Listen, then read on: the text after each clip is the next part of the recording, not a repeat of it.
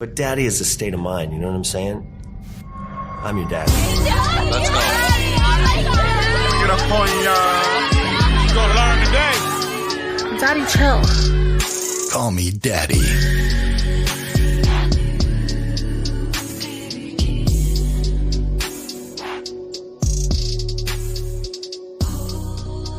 What's good? That call me daddy at the end in the intro. It reminds me of the Halo guy. Double kill. Sniper spree. All right, let's get into it. This is episode 20, which is crazy to think. I feel like I just started. I feel like I've just kind of got the ball rolling. It's pretty wild. I don't know. It's 20 episodes. It's kind of like a milestone. I don't know. Maybe it is, maybe it isn't. I don't know. I've talked to some people and they're like, yeah, just keep going. Just keep going, dude. Head down. You got a long way to go. Well, we're going. Doing this pod right now, Sunday evening. It's 10 o'clock at night. The kiddos are asleep. Everyone's going to bed. Happy Father's Day. Happy Father's Day to all the dads out there. I'm fortunate that my dad was able to fly in 4 or 5 days ago. Glad that he got to hang out with us and see the girls and do all the Father's Day things. We went and played Topgolf today. We came home. We finished the PGA Open, which Clark took. Oh, yeah, baby. By the way, side note, I grabbed the Topo Chico here for the stream, for the pod. I forgot it was a green bottle. I have a green screen behind me. So when I picked it up, ooh, the elusive bottle. Where did it go? It feels like the Pirates of the Caribbean, you know, and is like they have the curse of the Black Pearl. And he's drinking and you can see it through his body. I don't know. It just kind of reminded me of that. But anyways, happy Father's Day to all the guys out there, all the dads out there, all the good dads. Fuck you, deadbeats. You can suck it. Don't be a deadbeat dad.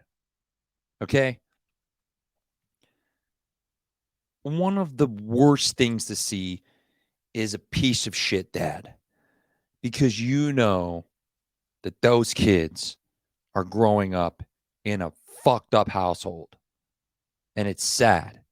And you could see it coming out of the kids. It's really fucking sad to see. Be a good dad. Be a good husband. Be a good friend. Be a good family member. Be a good person. Just be good.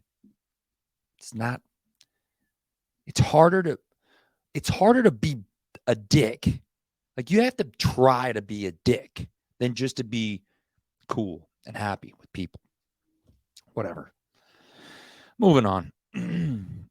Congrats to the Nuggets. Fuck yeah, man. Yeah, man. I'm so fucking stoked they won. I used to be a Laker fan, but fuck that team.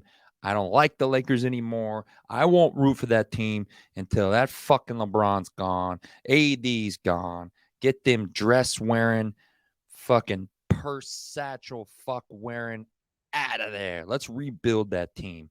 I'm so glad Joker won. I even made a video to that bullshit. Fucking parade. Yeah, let's watch it. You know that I told that I don't want to stay on parade, but I fucking want to stay on parade. This is the... Fuck yeah, man. Love to see it. I think it was so deserved. Jamal Murray, so deserved. That team, well, that was a good team. That was a great run. They ran through some good teams, man. They went through the best. Congrats to those guys. My dad just told me today, I don't know if this is true. Did Joker lose his MVP trophy? He was telling me like he saw something on Twitter or TikTok. I don't know. The guy's kind of social media deficient. But he was like, yeah, Joker lost his MVP trophy. I'm like, how the fuck do you do that? Well, anyways, congrats to those guys. I want to get into some topics that I think people should really absorb. And if you're just starting in the hobby, or if you're a young breaker, or if you're trying to get into the wax game or flipping or influence or whatever it might be, I think that you should start really absorbing some things that I'm going to be doing. I'm going to be dropping tips and videos and stuff weekly to help people out. And I'm not doing this. I had somebody text me like, why are you giving out these secrets? I'm like, they're not secrets. They're just, it's kind of common sense, but a lot of them get overlooked. Like the shipping aspect gets overlooked. That stuff is important. You know, being available to people who spend money with you night in and night out. That's important. But it gets overlooked. And I think a lot of people get wrapped up. Excuse me. That's going to happen a lot in this pod, unfortunately.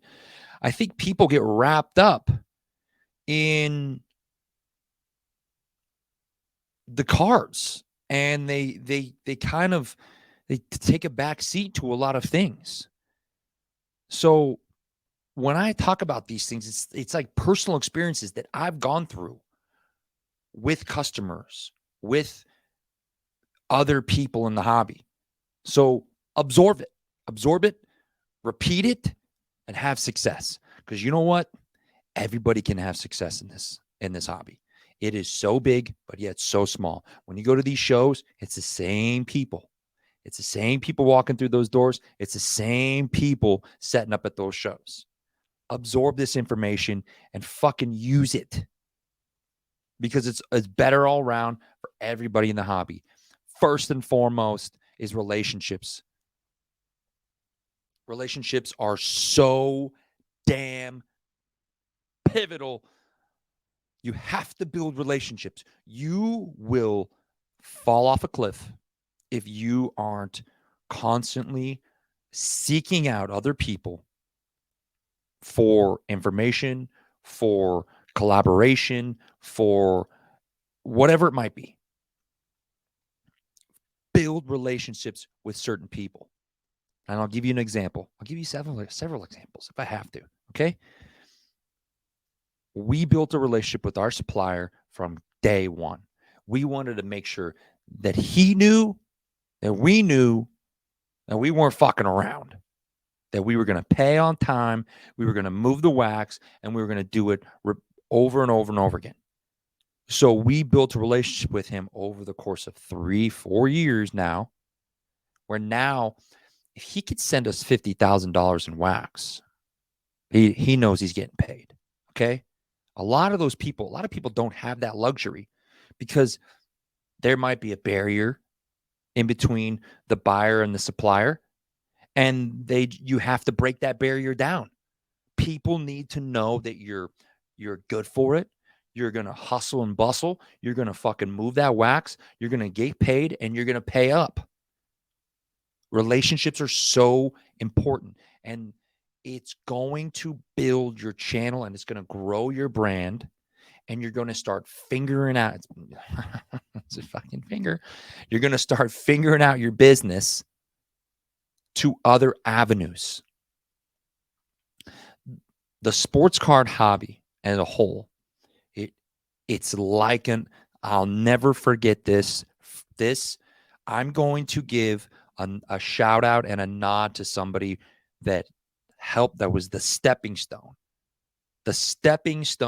to my success. And it was Rizzo Sports.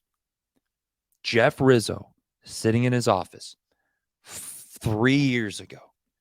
And he literally told me, he goes, you think breaking is everything?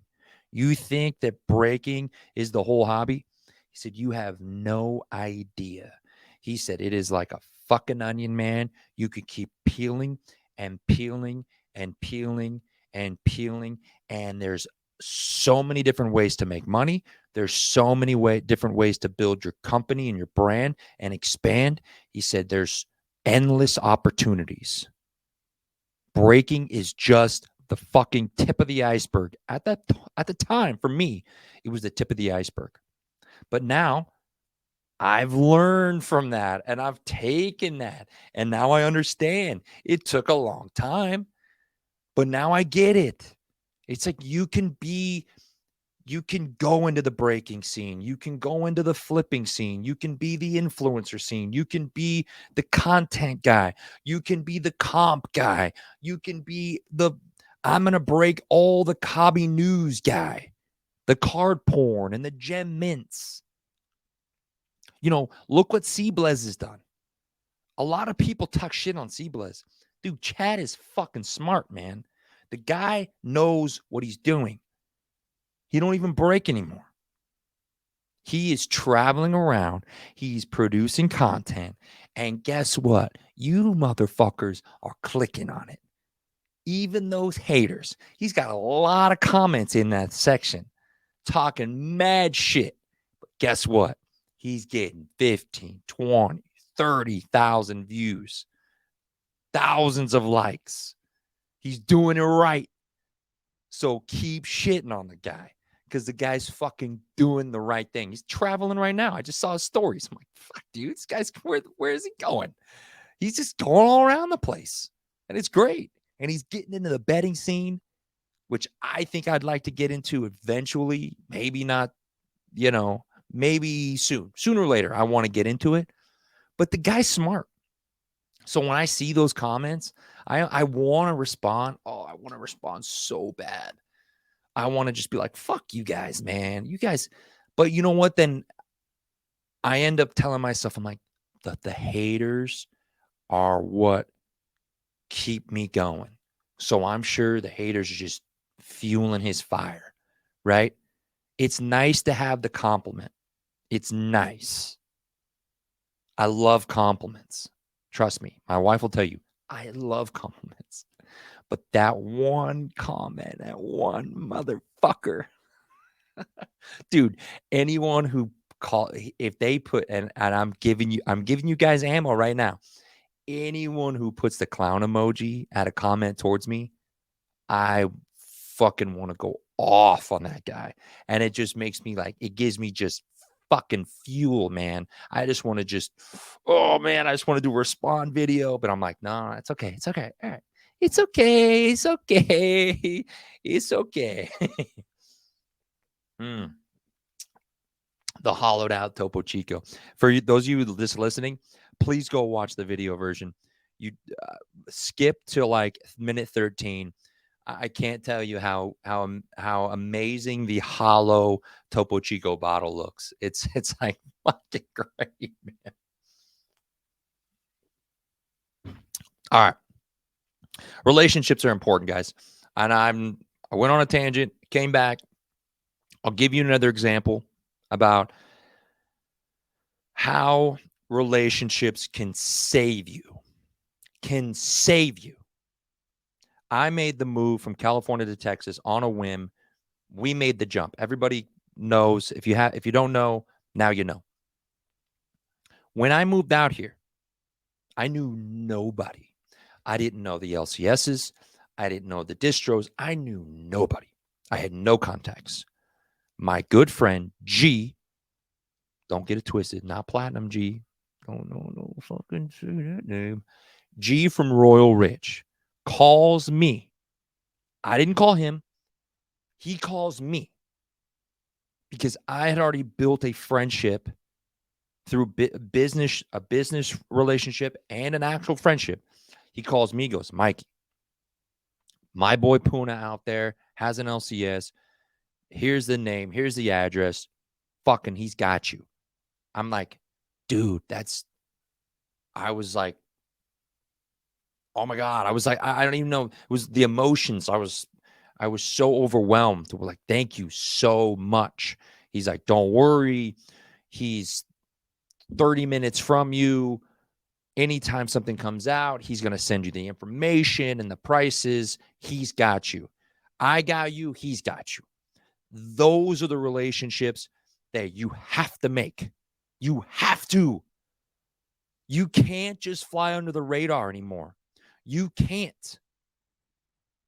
Because if you think you're going to fly under the radar, like, oh, I'll be fine. I have this plug over here and I don't need anybody else. Guess what? That plug is going to go bye-bye sooner or later. Okay?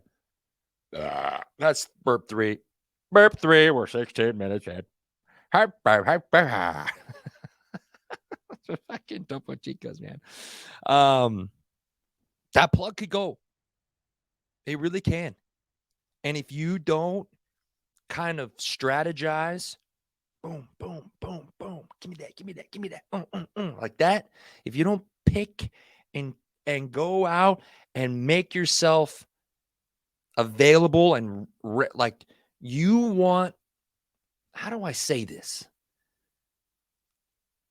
You want to be recognized, obviously not in the scammer way, like that's been coming out, which we could talk about that. You want your name to be recognized. And when somebody sees that name, no matter who it is, whether they've done business with you or not, they see that name and they go, that guy fucks. That guy's good. Everyone who talks about him says, top of the line. Top of the line. That's the reputation that I've tried to build. That's the reputation that I try to emulate and try to give to others, even in our own company. You know, I brought on Jace from K-Town. K-Town Breaks is now Baby Daddy Rips. I tell him the same thing. Reach out to people. You know, when I make deals with people now, there's not even a hiccup. There's not even like, oh, are you going to pay? It's like, fucking Zelled you, dude. Send my wax. Wire, done. Send my shit. When you start doing that, people are like, okay, this guy doesn't mess around. He's on it. He wants his shit. And other people will start doing that. That's why when I say relationships are so key is because when that plug drops, when you're like, oh, I'm cool. I got my own shit going on. When that plug decides, shit, I'm done. I made my fucking whack. I made my money. I'm out. Then you're like, who do I turn to? Whatever it might be. You have to start branching out. Get more people to whatever, even if it's, I'm going to get consignment or slabs, or I'm going to do repacks with this person, build out. I can't stress about it enough. It's so important. I mean, think about this. I had never met Mitch from Bullpen. Never met him. He had heard about me through other people. Okay? The first time I met him, I walked into his store. He looked at me and he treated me as if we had known each other for years. The way he addressed me, how he showed me around, and that was all done offline and by word of mouth. That was other people vouching for me, other people saying, DR, he's good on this, he does this well, whatever. So those are the type of things. That's the direction you really want to go. You want to be able to walk in a room and have a fucking presence. And I'm segueing into my next thing because I use presence in my fucking notes, man. I don't even know where to start with this one. Okay. Content is going to take over the hobby. It's already going that direction. We're already seeing a lot of people who were big breakers and big in the hobby, moving towards the podcasting, the reels, the clips, the TikToks, the informative things. I'm doing it. The reason why I'm doing it is because I've lived it, and I really want to share the information that I've learned. And I never had that. I never had somebody whispering in my, well, I don't whisper into people's ears, but I don't go full Joe Biden, guys. But I never had somebody telling me, hey, do it this way. Hey, try this. Don't do this. Talk like this. Like a fucking path, man. Give somebody a path. Because like I said, this is going to circle back. You never know if that person that you may help through information could come along and be bigger than you. And then you're looking for them. You're looking to them for something. And then they're going to go, oh, fuck, DR. Dude, I learned everything from you. All your tips, all the stuff. That's how I got big, yada, yada, yada. Boom. Relationship. Done. But presence. Let me go back. I have a real issue with people who are in the hobby, but they don't go to shows. They're not present in anything. They're not going, like, it's really, I don't want to say like they don't belong in the hobby. I don't want to say that, because the last thing I need is somebody to clip this up and go, oh, look, he's saying that flippers should be out of the hobby. No, I'm not saying that. But there are people currently that are making so much money, and they're essentially a hobby business, but they don't do anything for the hobby. They're not spending that money back into breaks or buying slabs or going to shows or doing anything. They are reaping the benefits of having that account. Oh, I've had this account for 20 years. National comes around, the guy's fucking non-existent. You don't see people at the show. You don't see these people, but they're making money. Those things, like, I really have to stress about the presence in the hobby. Do I like the Nationals in Chicago this year? 2 years ago, Sleevey and I got COVID so bad at the National in Chicago. I fucking hate that city, okay? Chicago sucks. If you like it, cool. I had bad experiences from fucking day one to when I left to when I came home, and it's like having a bad apple. It's like eating a fucking shit burrito, going to the Mexican place down the street. You always go to Los Gilbertos, but you went to fucking the other one and you got sick. And you're like, fuck that place. I'm never going back to that place. Why did I stray away? I should just stick to Los Gilbertos. And I didn't. And I fucked up. That's how I feel about Chicago. But guess what? I'm still going. I still have to go. I need to I need to have a presence there. I'm going to be giving away shirts and hats and stands and whatever it might be, stickers, bouncing around, doing content, videos, maybe doing a live podcast there. Maybe. That was a wink if you didn't see me on the audio version, but I gave the cha a little wing. My goal, and I hope someone sees this. I fucking hope someone sees this who has a booth at Natty, who maybe respects me in any way. My goal is to take this setup, and I'll give you a sneak peek. I'm not going to tell you everything. My goal is to take this setup and do a live broadcast from the show, like a long broadcast. I'm talking like 3, 4, 5 hours long. Well, I will sit there and I will talk shit, and I will bring in people and interview people and have this just long form communication to bring you with me at the Natty. I think that would be fucking dope. And if anybody out there hears this or knows of anybody who has a booth big enough at the show, please reach out to me. I think we could do something, a absolute nuke of a collaboration that would set ourselves apart from a lot of people. And that's what it's all about. But back to shows. Recognition is key. When you want people to recognize your name, your brand, your logo, that's all something that people should really think about. I see these guys, I see breakers, and I want to smack them. Not for doing anything bad, but they're good.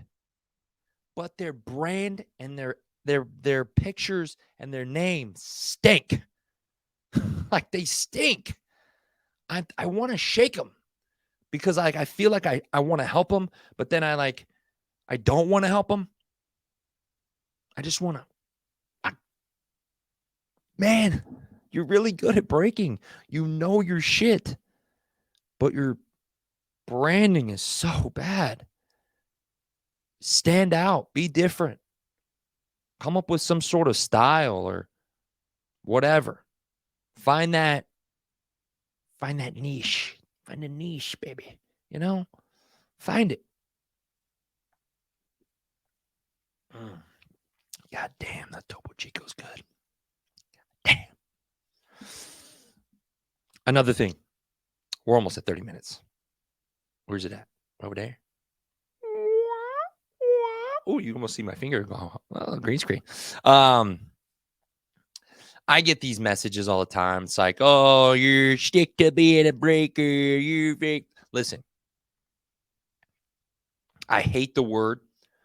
Yes, I'm a breaker. Yes. There you have right now in the hobby, you have supplier, breaker, influencer, flipper. I don't know if there's anything else. There's like those 4 categories. Okay. Somebody, you can be all 4. You could supply shit for people. You can break. You can do it. You can be an influencer. You can do it all. You could flip. I think there's a healthy balance. I think we need a healthy balance.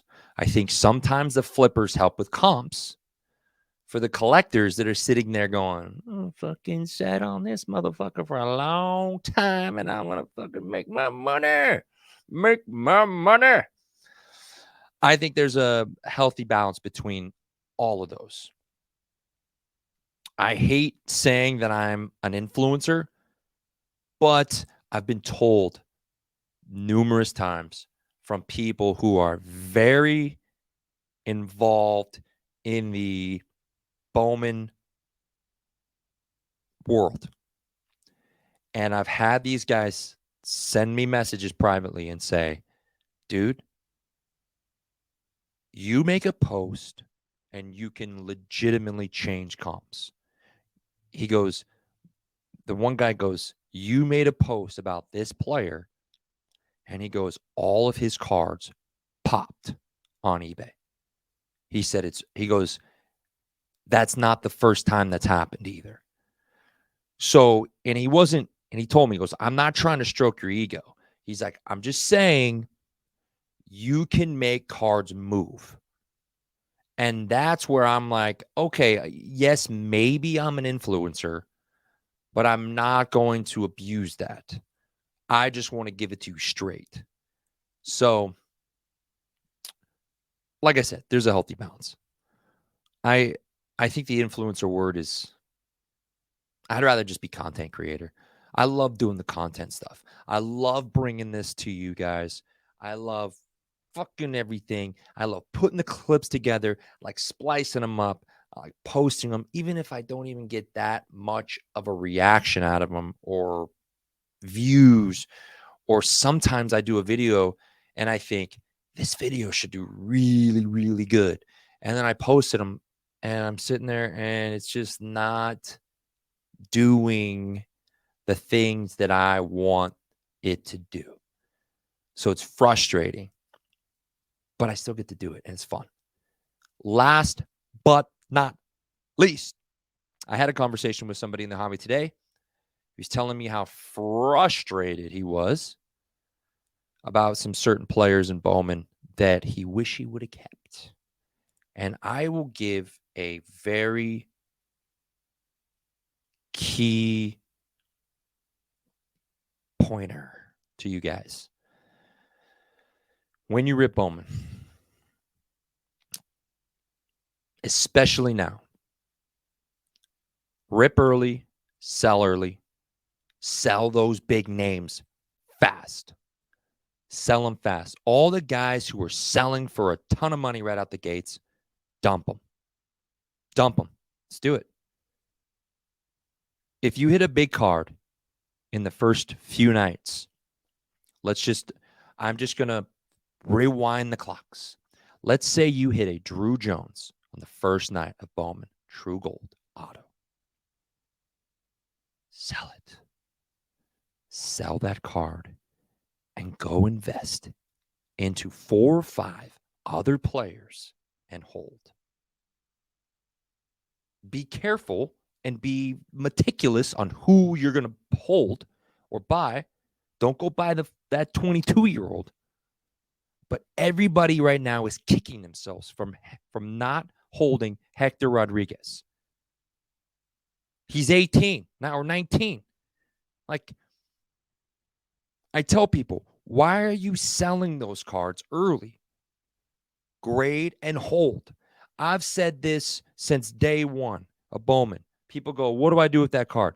Grade and hold, especially on the guys that are second, third, fourth tier. It's like, why short sell it? Why hit a card and you go, well, it was $200. I get $200 now. When that $200 card could be $2,000. A lot of these guys can 10x. They get 10x their comps just in a few months. We've seen it. We've seen it. Everybody's panic selling Cam Collier right now, which is fine. His comps are way high, way too high from what he's playing, which is fine. Panic sell. Sell him. He's 18 in single A.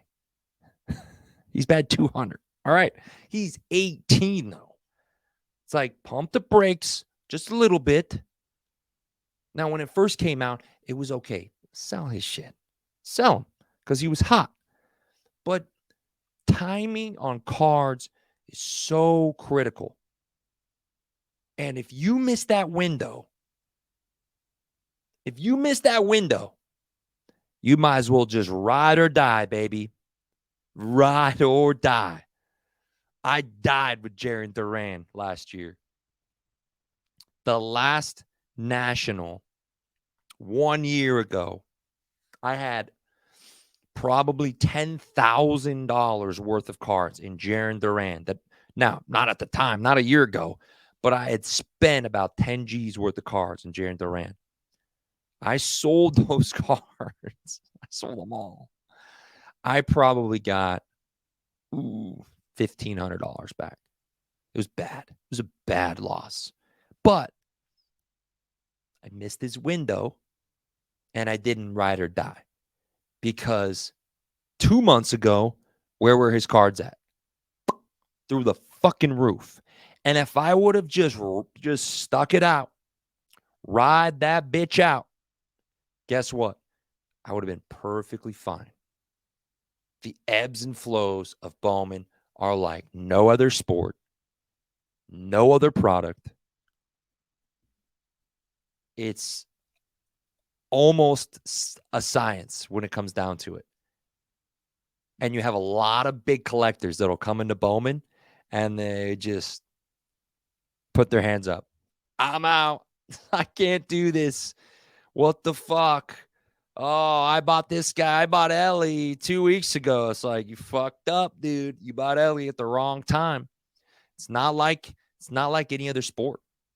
And it is the most unique product when it comes to players, comps, and there is no other product like it. I'm sorry. The Bowman First, in my opinion, is number one. I'd say Prism number 2. No other product. Just saying. And for that, boys, we're done.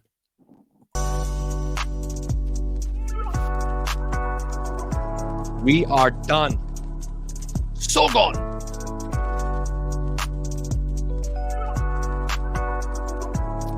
I know I said we were going to have a guest this week. 2 people backed out on me last minute. But those 2 people will be next week. I have 2 guests next week. So I will be shooting 2 pods next week. I don't know if I'm going to release them at the same time. I may not. We'll see.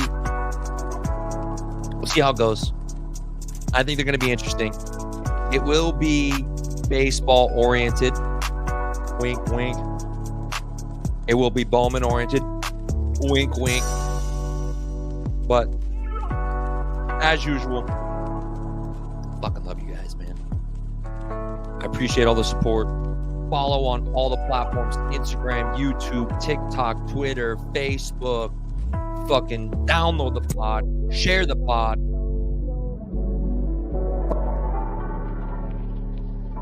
Suck easy.